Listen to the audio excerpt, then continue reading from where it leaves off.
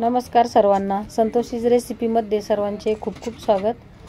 चला तर आज मी तुम्हाला कुठल्याही प्रकारची रेसिपी न दाखवता छत्रपती संभाजीनगर येथील खूप प्रसिद्ध असलेला साबुदाणा वडाचे कसा बनतो ते थोडक्यात दाखवणार आहे। उपवास चालू आहेत नवरात्राचे। तर आपण आलेलो आहे निराला बाजार ते औरंगपुरा रोड जिल्हा परिषद कार्यालयासमोर। येथे समोर बघू शकता तुम्ही टॉकीज आहे पिक्चरची, अंबा अप्सरा या नावाने आता खिवनसरा टॉकीज आहे। अशा प्रकारे इथे नेहमीच खूप गर्दी असते।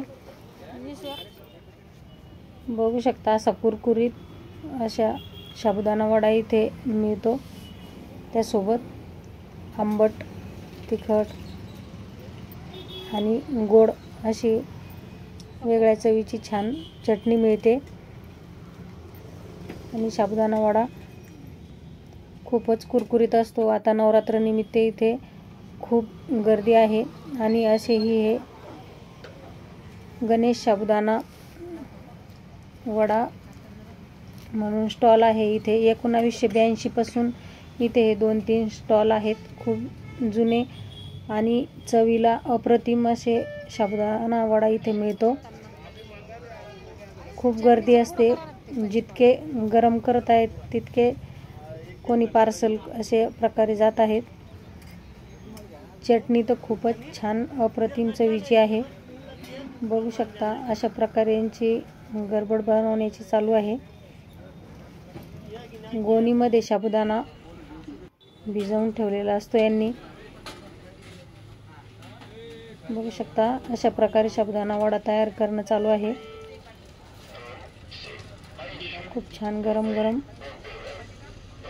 वडा आज मी खायला आले होते। बघू शकता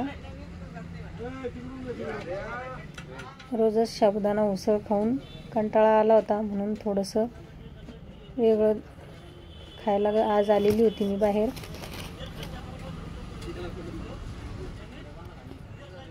बघू शकता किती गर्दी असते इथे।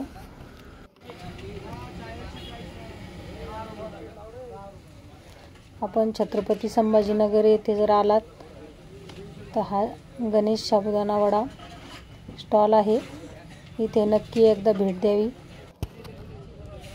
इथे गरम गरम साबुदाणा वडा सर्व करतात। सर्विस पण खूप छान आहे। 2 वड्यामध्येच पोट भरून जातं। तिसरा बघू शकता किती गर्दी आहे। वेटिंगवर थांबावं लागतं कधी कधी। धन्यवाद।